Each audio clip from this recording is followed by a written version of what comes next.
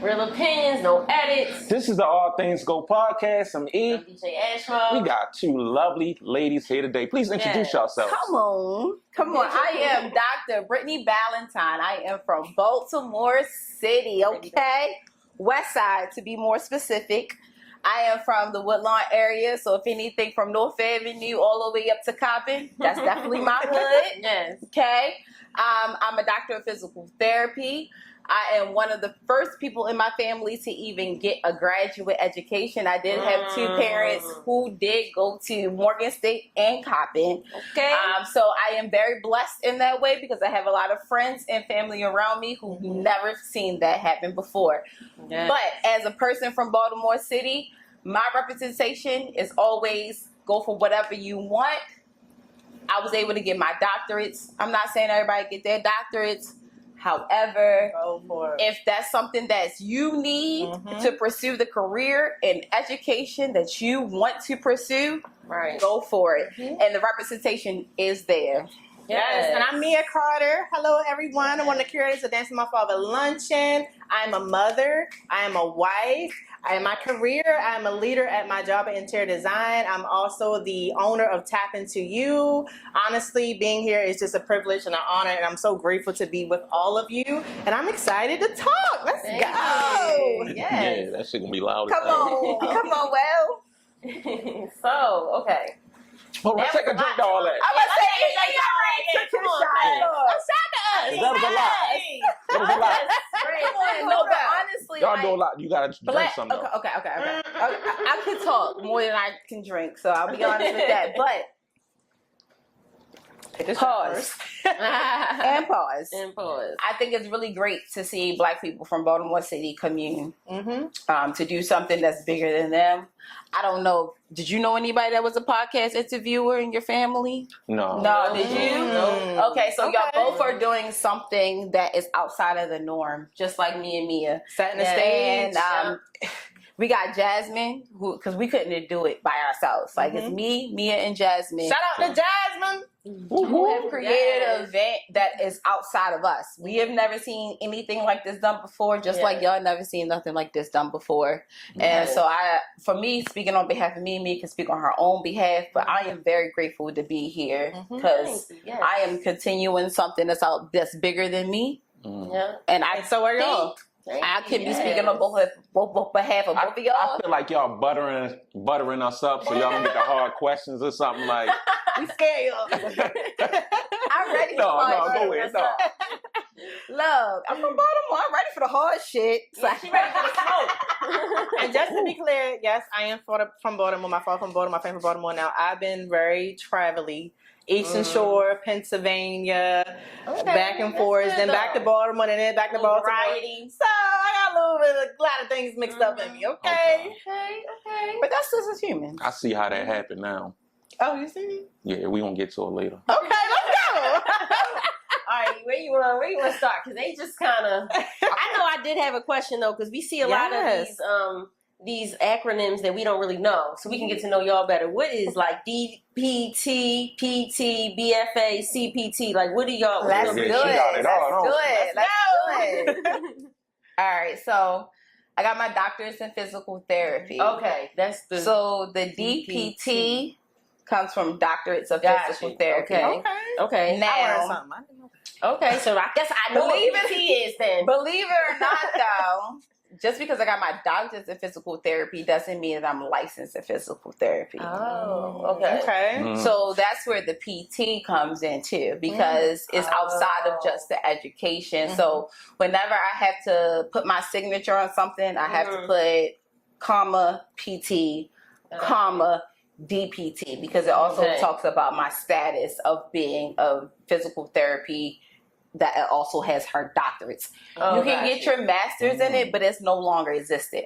So for your old heads, I guess you would say, who has the experience but don't have the doctorate behind it, they will have an MPT. Okay. So PT ain't personal trainer. That's what I thought it was. There is two totally different things. So if you are a personal trainer, most likely you got your certificate in personal training. So anytime you see a CPT, that means a certified personal trainer. Okay. So you that does not mean that does not, and also have that too. Okay. So while I was in school, you know, I had to make money. I am probably one of the oldest in my class. I am now 31.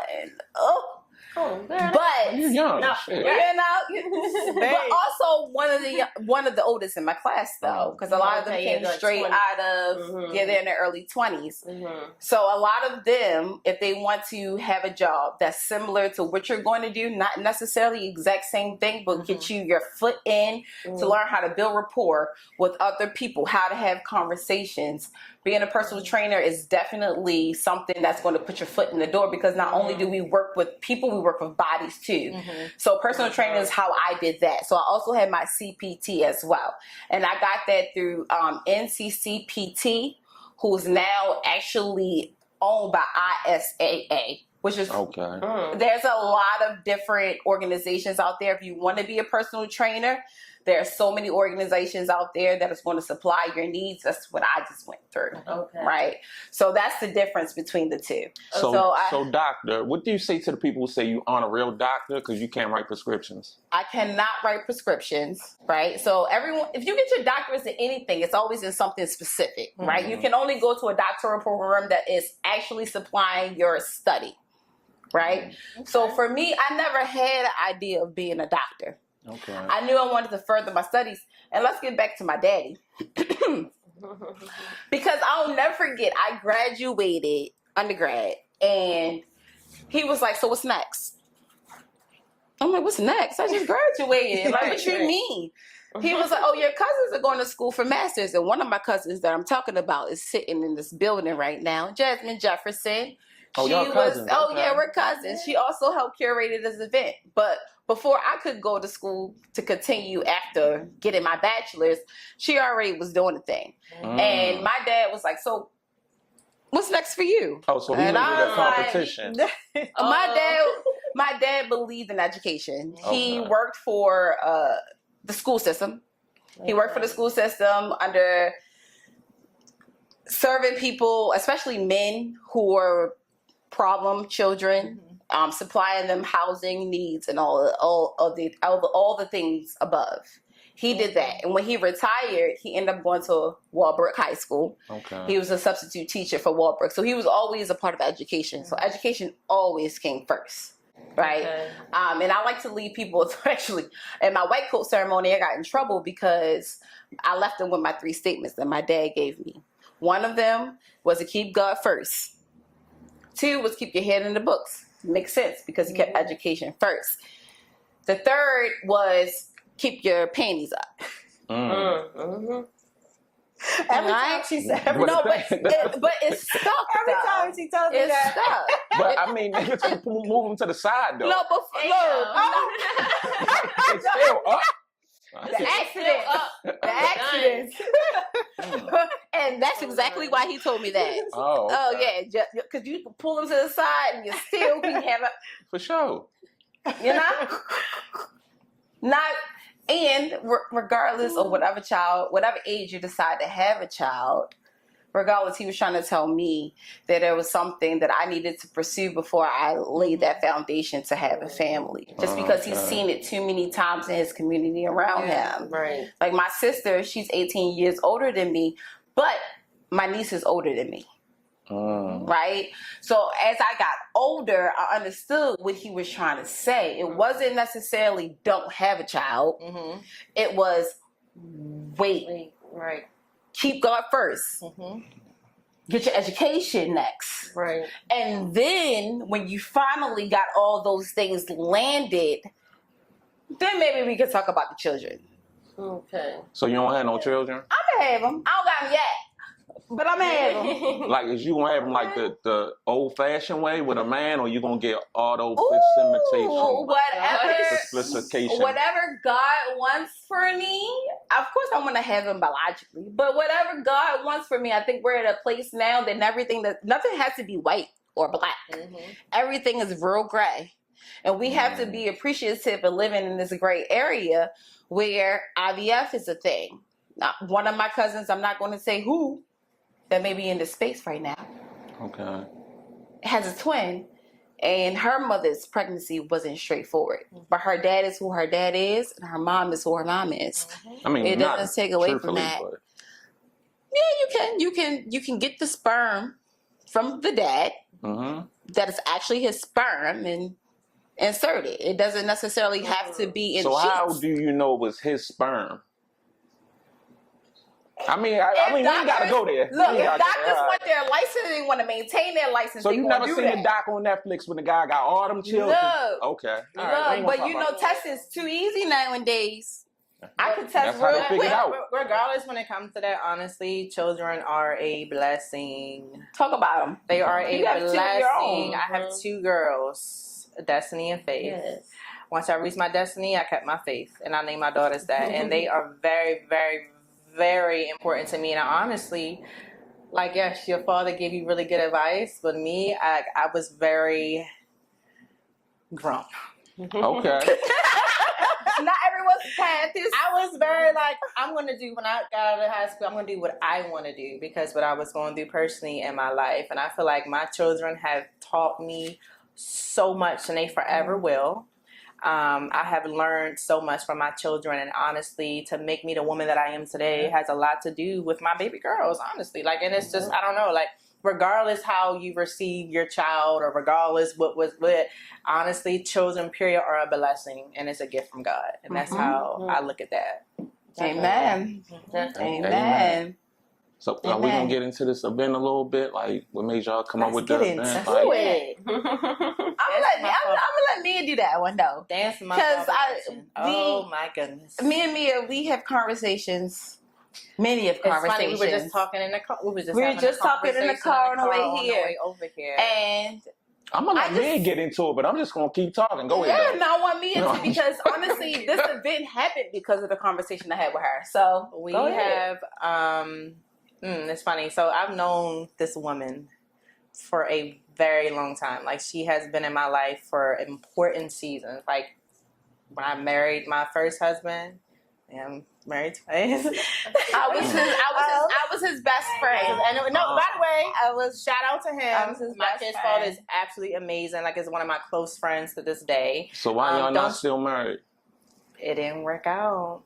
It just didn't work out. That's not a reason. No, it is a reason. You know, it's honestly depending on the circumstance. Like, honestly, everybody has their own things going on, but it's a lot of things that we went through that it just didn't work out. And we had to depart from each other. Okay. I'm not really going to get too much into that, but one thing I can definitely say, mothers and fathers, if you are no longer together, yes, it's really important to raise children together, but if you're no longer together, honestly, like, the baby mama drama and the baby father drama, it is not worth it. Imagine how amazing it is to have, even if you're not together, to have both parents as friends and their significant others together. It's a family, and you create a village from that.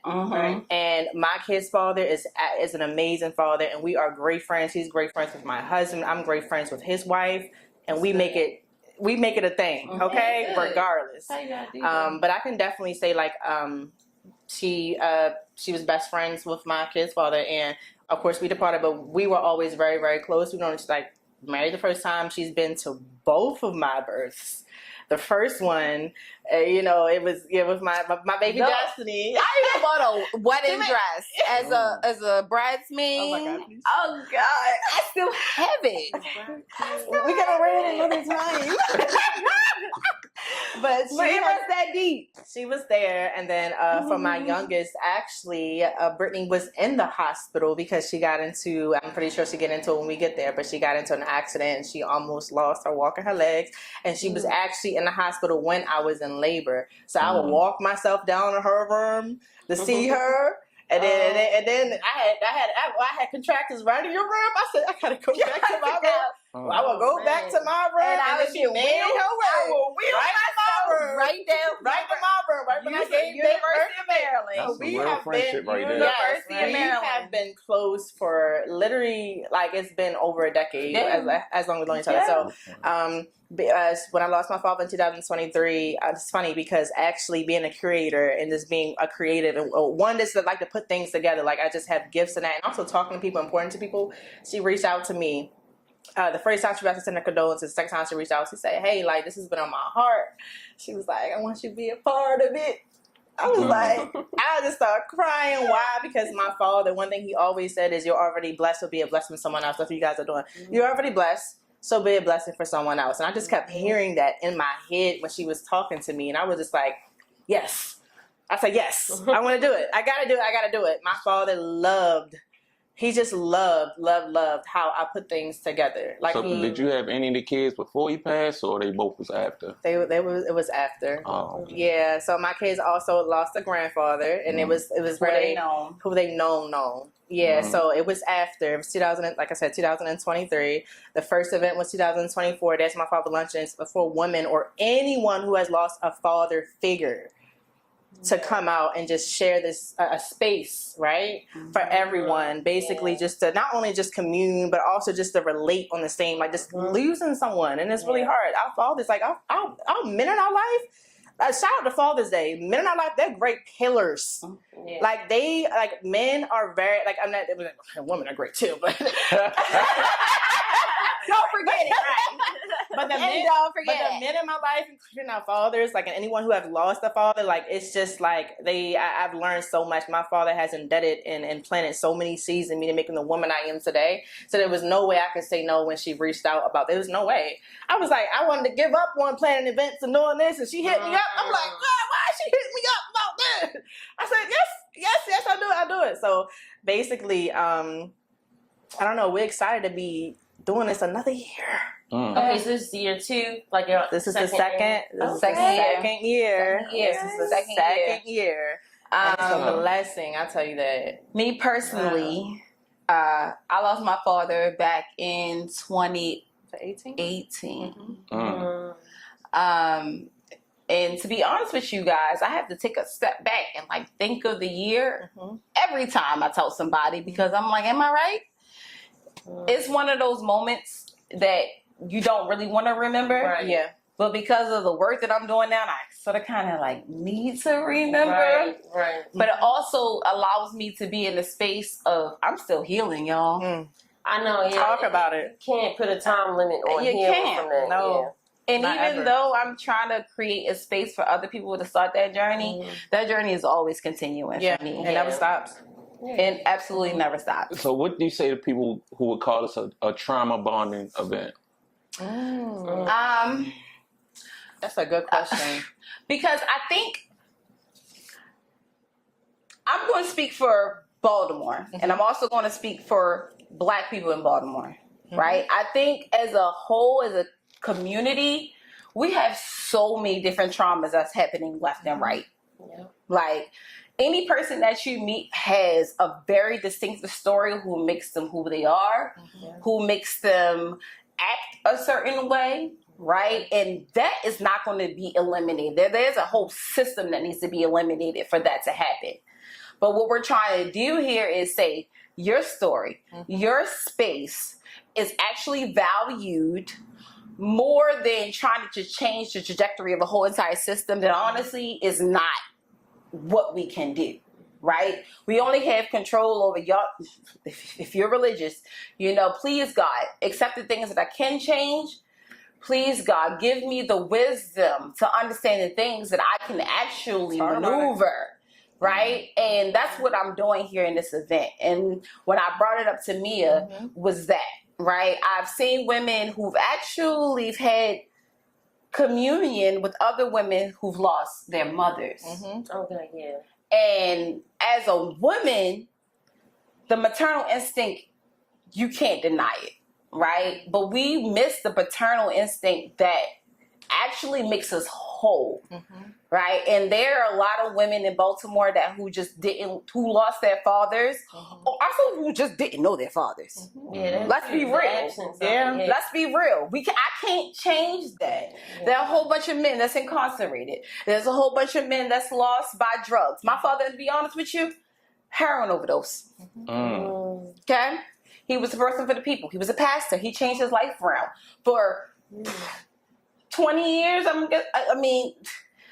he had a wife and a family before I was born, 16, 18 years ago, before I was born. My sister and my brother, they will tell you, they know the father that was on drugs. They know the father that was abusing women. They know that reality. I didn't know that reality. My father changed his whole entire life before I was a thing, and which makes me think, okay, these 3 rules that he gave me, he was speaking from real shit that he understood. From real shit that he understood. So I can't change that, right? And he can't change that, but I am going to try to instill in you something, some type of value that's going to leave a legacy, that's going to hopefully go from generation to generation that shows that you don't got to be me. You don't got to be the same person from Baltimore who are probably not without their mother or father or struggling because the lights can't turn on or whatever the case may be. There's a window of absence. And as a woman from Baltimore. With the uterus. We fall into the laps of a lot of men who honestly don't feed us any purpose. And a lot of that is because of that link. That paternal link is gone. And we know what it means to be a mother because we have those, we grow up eventually just getting it. I don't know what it is Why about should the man feed you purpose? Why should the man feed you purpose? Because the world got to go around, right? There wouldn't be woman and man if they weren't supposed to serve its purpose. Like my dad was a pastor, so I come from a very religious background. And Adam and Eve is like the start of everythem, right? Like it wouldn't be just an Eve. It wouldn't be just an Adam, right? It had both of them needed the world to just work around themselves because that's one that one can get from another and vice versa. Right? And so I realized as I'm going through my own healing journey is that paternal instinct is very important. If we want to believe it or not, you got some feminine in you. I have some masculinity in me. Right? But it has to balance out for everything to actually work itself out. Yeah. And just to piggyback off of your question about trauma bonding, because the rhetoric of trauma bonding, right? I just feel like it's depending on your community and the people I always stand by iron sharpens iron. Like, I also lost my father to an overdose. Damn. Ain't that interesting? And he was actually, he actually struggled with that for years. He struggled with it for years. And then he recovered. He got himself right. He got into his business. He was a really, really spiritual and God-fearing man. And I lost him to it. We didn't even know that he went back to it. Okay. But community is important. Like who you have in your space, who you have in your circle, who you have in your village, honestly, it empowers and strengthens you in a way. Like, yeah, we can say trauma bonding, but is it always bad to trauma bond? No. Is it always bad to have an experience that you can relate to someone else when it comes to that? But it's depending on your perspective. Right, they do put a negative It is depending on your The term perspective. trauma bonding. It has such a negative connotation to it. What's the you know the definition? No, of course. Yeah, come on. Hold on. Come on now. Come on. Because you was talking about we got to have a village. What about bringing outsiders into the village? But that's how you think become about a that? leader, because let me make this clear. Everybody do not have the gift of leadership. I was always taught that leadership isn't taught. It all can be developed, right? So if you are a true leader and you have been through a certain trauma or trigger, whatever the case may be, you're going to have that gift to be able to not only grow yourself, but then pour into other cups. So therefore, yes, you're right. Like what if, like you said, like that question that you asked, it's depending on who you have. And honestly, to be able to discern who is a leader, or be able to discern who is good for your village. You have to have a certain, first of all, spiritual maturity, but I don't get all into that. Okay. But you have to have wisdom, right? And you have to trust, and you have to be open to learning. Me being a leader, Brittany being a leader, you guys being leaders, we all have to be open to learning regardless the atmosphere we're in, because that's how we bring people in. Right. That's how we do it. So when it comes down to the conversation, and she opened up that window because I wasn't going to do it. I wasn't going to do it. We had this But conversation what in the car. became the event to be the event. And now that she opened up that window, I'm going to tell you. One day, I was just like, I couldn't make it to the funeral. But I know her father very dearly. All right. And as anybody knows, a female best friend, everybody is always like, who that person? Hold up. Right. Her father didn't do that. Her father was like, This is his daughter. oh, you're pouring into my goddaughter, my granddaughter. Okay, well, welcome to the family. It was no questions. It was no questions. And I couldn't make it to the funeral, so I had to call her. I was like, I am sorry for a person personally who lost their father. I want to say I don't know the words because when you lose a parent, if you lose someone close to you, period, ain't no words. Yeah. Ain't no words that anybody can tell you. You can just be there. Right. And I told her, I was like, you know what? I'm just here. And I'll be honest. And I was like, I'm be honest with you. It took me a long time, especially because my father was a pastor, and how that works. How am I supposed to tell people that he passed away from a heroin overdose? I had to tell people that he passed away from health complications. Yep, I did too. I did the same thing. Wow. And I can say therapy helped me to accept it, though. And I don't care, anybody can do what they do, but therapy, honestly, getting into therapy, because I struggled figuring out how I can say that to other people. Right. And did you feel as though you didn't want to lose any more black men? Like, no, I felt like your honestly, husband, your father. It wasn't that. Well, how I felt, I was kind of embarrassed. Okay. I was kind of embarrassed. My father was a bishop. Embarrassed. He was in the community, like, he always, so I felt. But I'm pretty sure, like, people knew. No. Yeah, with my father. So y'all saying they was both clean things, like they was undercover. I mean, there are people in the streets from where my father always wanted to leave West Baltimore because he knew it wasn't a good environment for him. So he knows there's people in the streets that probably not talking good on his name, but also not giving him the space that he needs to actually grow into this new developed person that he's trying to build. Were there people sometimes in the streets that probably knew? Yeah. This is not the first time my father overdosed, to be honest with you. We can get in that. Right. When I finally figured it out, that was not the first time I found out my father was back on drugs. But it was probably definitely a shock to everybody around them that, he's human too. And he got feelings and emotions too. It's addiction. Like you could be addicted to something, right? And others around you may not. Like my father, I did not know that he was doing these things again. Like I didn't know. The last moment I was with my father, I planned a whole birthday gathering for him for the weekend with all his kids, 2 of his children, Kanisha and Adrena.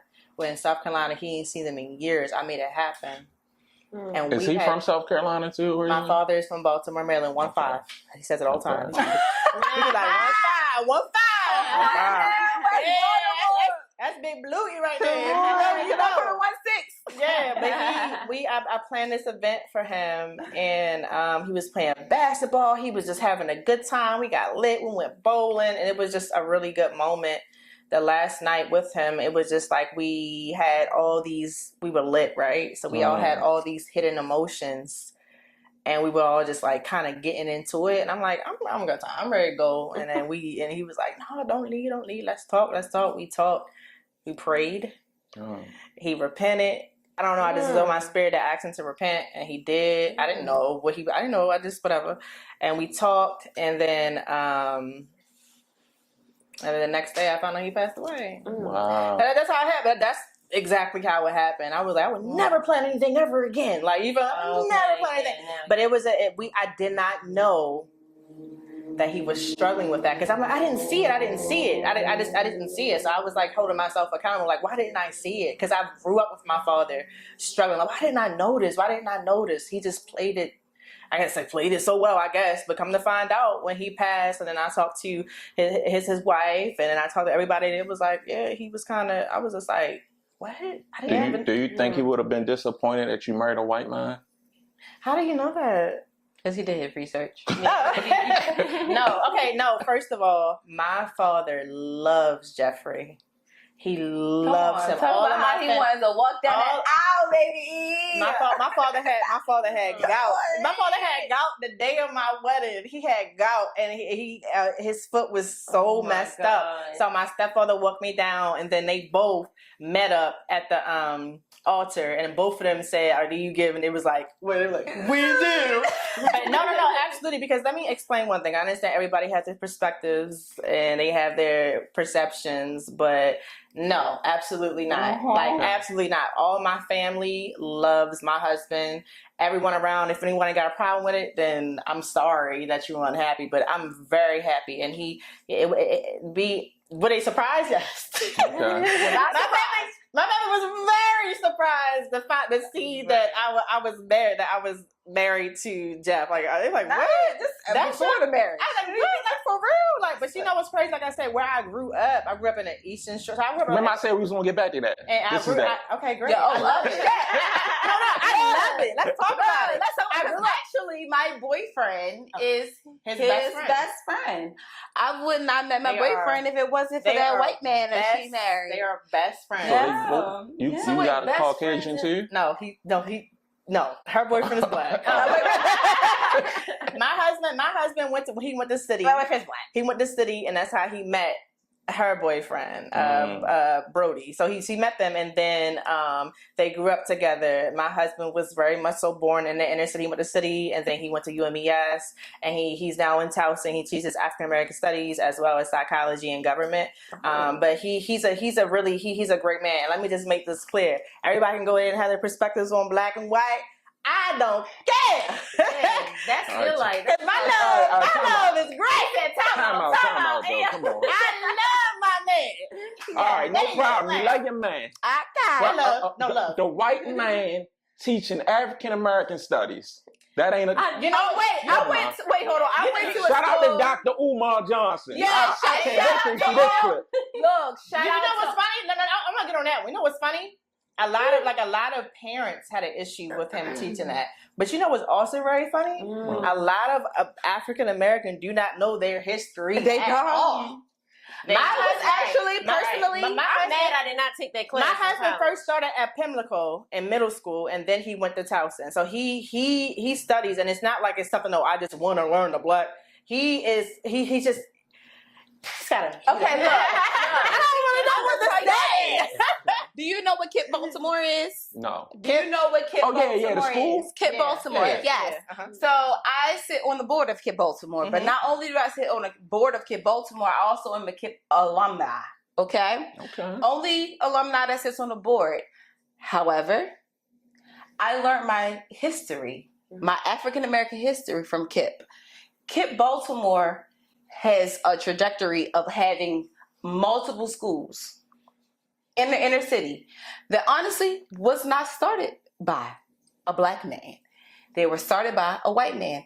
Also, a lot of white people from Teach for America. Do you know what? For her husband, bro. Come on, all right. She love him. But I'm going to be honest. I'm going to be honest with that, though, but right? You know, I think the issue is I get it a lot. A lot of black people actually don't know their history, and a lot of white people almost so feels as though they need to understand the black history if they're going to walk into a community that they don't know, which they should. But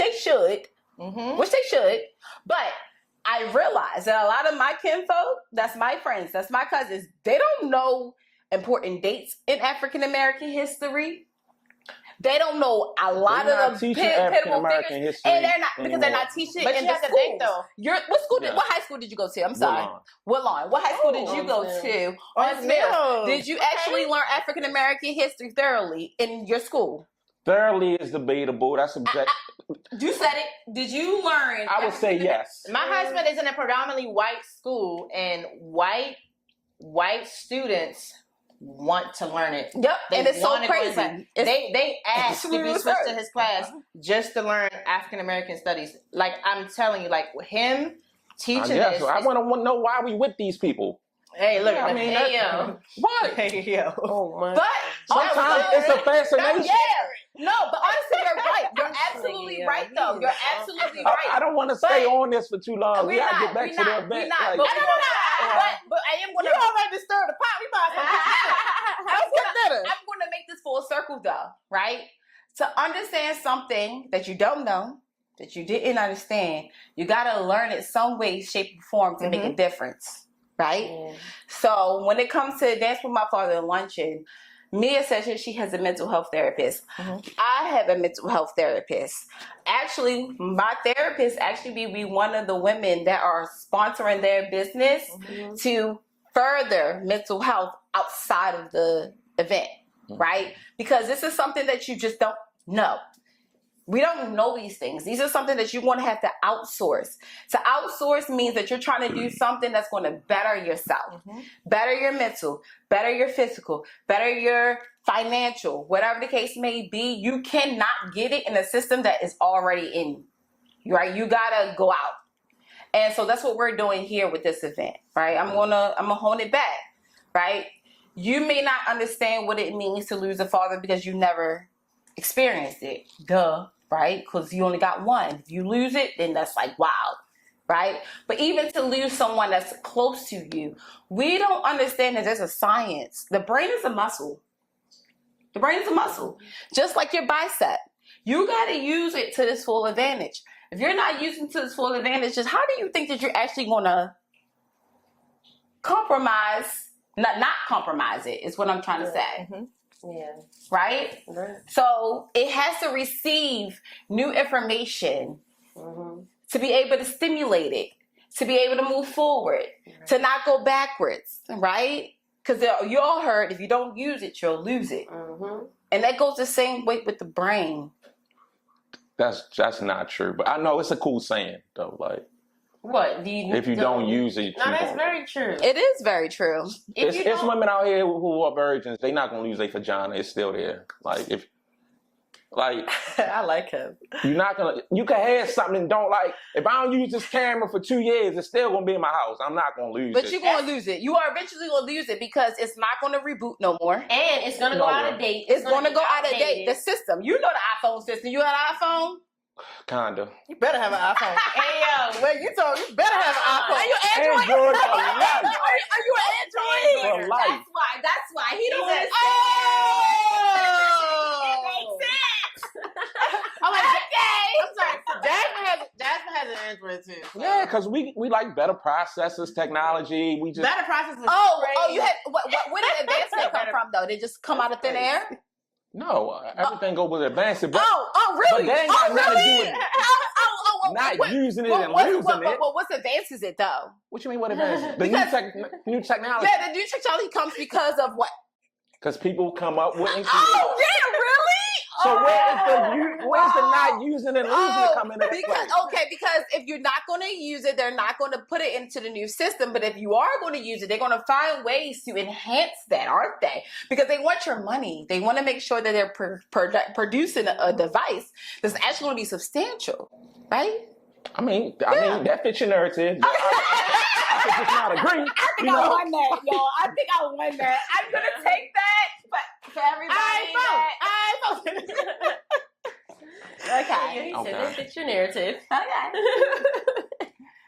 So the date, details, what's going on at the event, are y'all having like a real dance? Like June 14th. Everyone, June 14th, the day before Father's Day between 1 and 4 p.m. at the Baltimore Room in Lexington Market. Dance My Father Luncheon. Are we having a dance? No. Will we dancing? Yes, we will. Yes, we will. There'll be a DJ, there'll be music. There will be a bouquet making session. Y'all There'll be book panel speakers. There'll be food. Oh, wow. It's gonna be a vibe. It's gonna be an experience. It's gonna be a space. It's gonna be a community. Like it's gonna be absolutely amazing. I'm just so excited for it. So last year, let me give you a little glimpse of what we got going on. Yes, talk about it.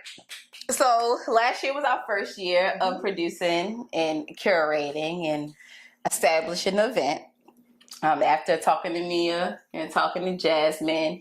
Jasmine also lost her father. Jasmine actually, she's on the behind scenes, y'all. But Jasmine Jefferson, she's an LCPC. But not only... Doctor. come Hold on, on, doctor. Because I think like this about to take like another 30 minutes for you to get through this. We about to close this out. So let's get to it. Can you sit back a little bit? Because I can't see me. I'm trying to look into her eyes a little bit. Just for conversation purpose. I want everybody to know we started this beef before the camera started rolling, okay? Beef? Yeah. This is just energy flowing. Okay. And I love it. Okay. Who doesn't love it? All things go. Podcast. Okay, my cousin is a licensed practitioner. Okay. Okay. She helps people with mental health issues. Okay. What does that have to... never mind. We thought you would be interested. Huh? We thought you would be interested. No, I'm saying, what does one got to do with the other? Like being a license and then the mental health, like... Okay. Okay. This is why I understand like the difference between you. I'm going to speak on her behalf, right? I mean, because to move forward, I mean, it all starts with the mind. It's a mind-body-soul connection, right? That we all know, right? You can't... Or move forward. You could just walk with your feet to move forward. Yeah, but you can't necessarily do that if your mind don't tell you to do it, right? Right. Mm-hmm. Your mind got to tell you to make the steps. No, remember the muscle memory you was talking about earlier? Yeah, no, but your mind still did it, though. Okay. Regardless if it's muscle memory, it's still memory that came from somewhere. The muscle in your brain is telling you to actually...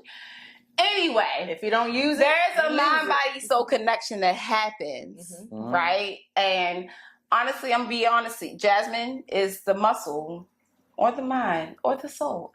She's a lot of different parts. She's everything. She is. She really is. But honestly, I want to say she's more the soul. But you can tell me that she's a soul, right? She keeps the thing operating. And she lost her father as well. Okay. And her helping us operate this event just shows that it takes a community village to do all the components, right? I have more of the physical, right? Mia has more of the creative mindset. Jasmine has more of the mental mindset that's actually able to make these things happen. And we all pour into each other. And we pour into each other. Is it easy? No, it is not. Because we all are three different, like the way we're just, and that's what I like about it, right? Like we're different. Like the way we move, all of that, but bringing it together, honestly, it just creates a whole. Honestly, and I don't know. Shout out to Jasmine. We love you. Okay. And on that, if y'all want to get anything else out, and we can close this whole. Okay. That's right. If y'all want to follow Dance My Father Luncheon on Instagram, it's Dance My Father Luncheon. Just typed out on Instagram and Facebook. Yep. We're welcome anyone who has lost a father or a father figure, right? Because it comes all shapes and sizes, forms. Even though we have lost our father specifically, we understand just the absence of a father. Going through Father's Day weekend can be very weird. It can be a very uncomfortable space, right? So if you're trying to find a village, find a community that is willing to pour into you, but help you find and navigate exactly what that may mean for you as you are experiencing those emotions that are uncomfortable, this is the space for you, right? Real quick, are people like that lost anybody able to come? I want to say any father figure, right? Right? Because the paternal, I think we're more talking on the paternal instincts when it comes to us as a woman, as a woman in Baltimore. What does that speak to us? Right? So it doesn't have to be your father. That was a great It can be your stepfather. It can be your grandfather, because a lot of us have been raised by our grandfathers too. A lot of us don't even know who our grandfather is. Or it could be your brother. Cousin. It could Anybody who was a father figure, y'all can come. Yes. What's the date? June 14th. June 14th, we are hosted at Lexington Market this year. Shout out to them, the Baltimore Room. They have fully sponsored our event this year. So Baltimore Room, June 14th. Wrap it up for them. Baltimore Room, June 14th.